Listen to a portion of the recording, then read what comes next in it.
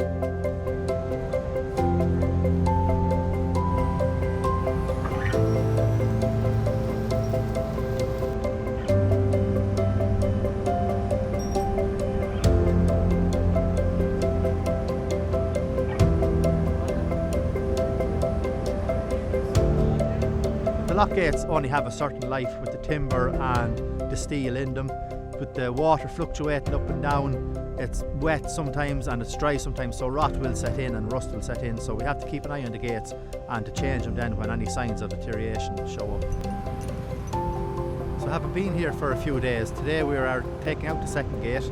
on the riverside and we're hoping to install the new gate on the bankside today. That's the plan anyway. So.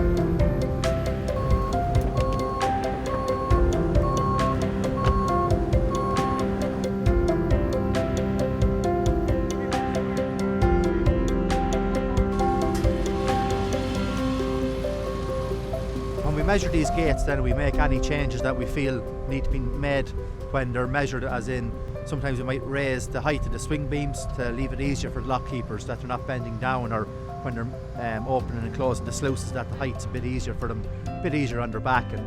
more long term it's a good idea. So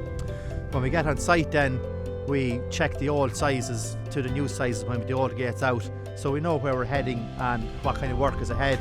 and we kind of keep an eye on if we have to make any big changes at the start. But hopefully, usually now we're fairly good on the mark, and things are level and everything else works out fairly good. So it's just that extra bit of work that you have prepared,